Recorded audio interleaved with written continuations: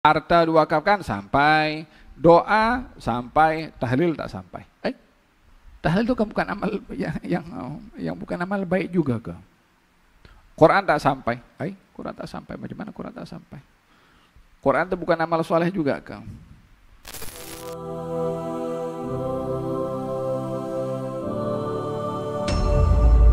Apakah dibolehkan bacaan tahlilan di kubur untuk ahli keluarga? Karena kami biasa membaca tahlil pendek ketika ziarah kubur ayah kami selain membaca di rumah atau di masjid. Berbicara tentang sampainya amal ibadah kepada orang sudah meninggal dunia atau tidak, baik itu tahlil atau Quran atau sedekah atau puasa atau ibadah-ibadah yang lainnya. Maka dalam hal ini berbicara secara spesifik, adakah amal sampai kepada orang meninggal dunia atau tidak. Barulah dikiaskan di situ dengan tahlil atau lain-lainnya, karena orang baca tahlil di kubur maksudnya membacakan doa dan juga ibadah supaya pahala ibadah itu sampai kepada orang yang sudah meninggal dunia.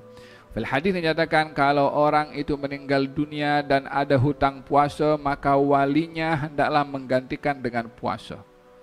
Yani puasanya wali kepada orang sudah meninggal dunia yang ada hutang, kalau dia puasa maka pahala puasa itu disampaikan kepada orang yang meninggal dunia. Bermakna adanya pahala sampai kepada orang yang sudah meninggal dunia bila ada hutang puasa. Katanya seorang perempuan datang, ya Rasulullah, ayah saya meninggal dunia, ada hutang haji, bolehkah saya menghajikan untuk orang tua saya? Kata Nabi, kalau orang tua kamu ada hutang kepada orang lain, kamu bayar atau tidak? Katanya, ya saya bayar. Kata, kalau begitu hutang kepada Allah lebih utama kamu bayar.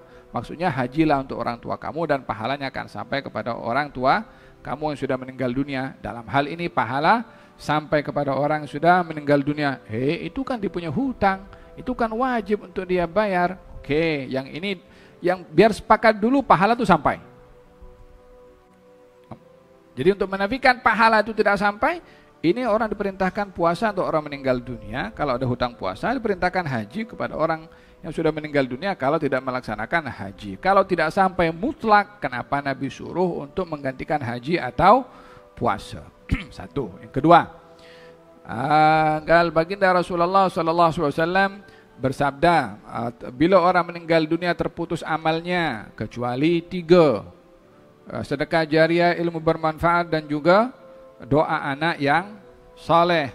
Berarti di sini kalau orang meninggal dunia di masa hidupnya dia punya ilmu, punya cetakan buku, maka ilmunya bermanfaat untuk orang lain. Orang yang meninggal dunia tapi pahalanya tetap sampai sesuai dengan hadis Nabi tadi.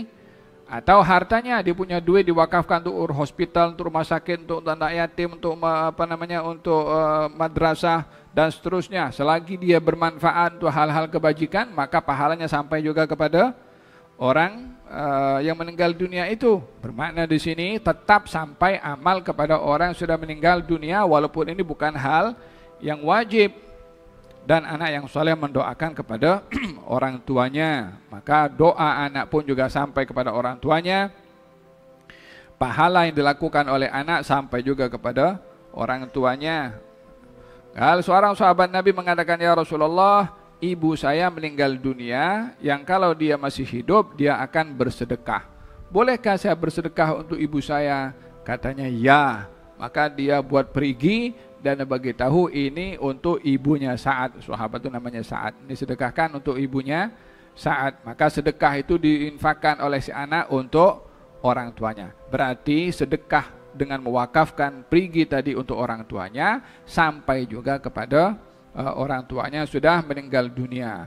Dengan begitu haji sampai, puasa sampai, ilmu sampai, kemudian apa lagi? Harta diwakafkan sampai, doa sampai, tahlil tak sampai. Tahlil itu kan bukan amal yang bukan amal baik juga ke. Quran tak sampai.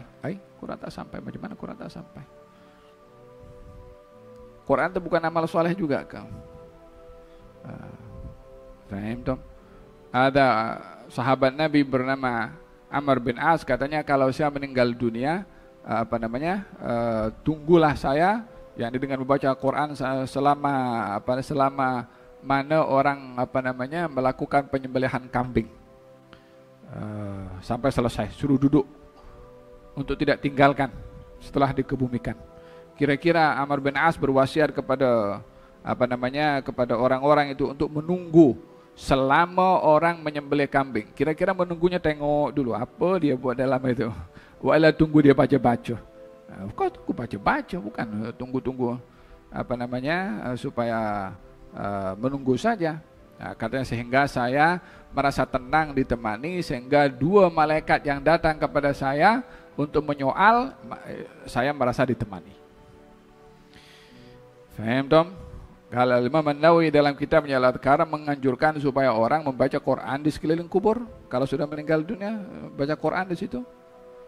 Baik baca Quran secara keseluruhan atau baca Quran sebagian.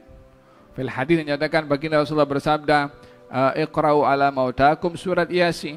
Bacakan untuk mayit-mayit kamu surat Yasin. Itu bukan mayit, itu orang yang mahu mayit. Katanya kan, mautakum. Mauta itu dalam bahasa Arab orang mati, bukan orang mau mati. Nabi bersabda, bacakan kepada orang-orang yang mati di antara kamu surat Yasin. Oh, surat Yasin boleh, tahlil tak boleh. Nonsen. Paham tom? Baca Yasin, baca tahlil, baca sedekah, sampaikan juga untuk orang tuanya.